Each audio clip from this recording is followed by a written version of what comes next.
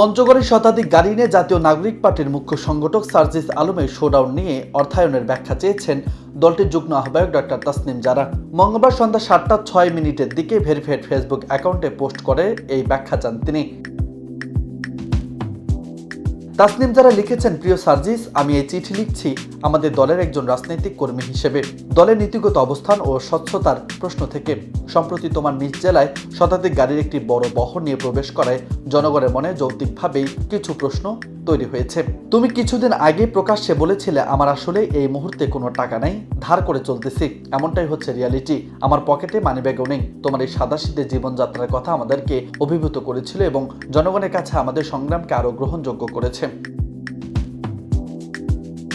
তিনি আরও লিখেছেন, কিন্তু সেই প্রেক্ষাপটে এত বড় একটি আয়োজন কিভাবে সম্ভব হলো, এর অর্থায়ন ও ব্যবস্থাপনা কিভাবে হয়েছে তা নিয়ে মানুষের মনে প্রশ্ন আসাটা স্বাভাবিক। আমাদের দল স্বচ্ছতা, সততা ও জবাবদিহিতার ভিত্তিতে একটি নতুন রাজনৈতিক সংস্কৃতি গড়ে তোলার যে প্রতিশ্রুতি দিয়েছে, সে জায়গা থেকে এসব প্রশ্নের স্পষ্ট ও নির্ভরযোগ্য উত্তর দেওয়া আমাদের সবারই দায়িত্ব।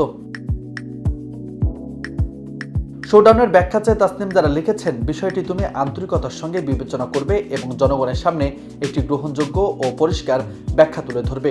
এতে জনগণের কাছে দলের ভাবমূর্তি আরও শক্তিশালী হবে বলে আমার বিশ্বাস।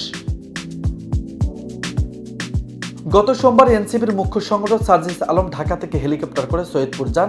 সৈয়দপুর থেকে সড়ক পথে পঞ্চগড়ে দেবীগঞ্জ যান। পরে দেবীগঞ্জ থেকে শতাধিক গাড়ি বহন নিয়ে তিনি জেলার বোদা, পঞ্চগড় সদর, তেঁতুলিয়া ও আটোয়ারী উপজেলা সফর করেন।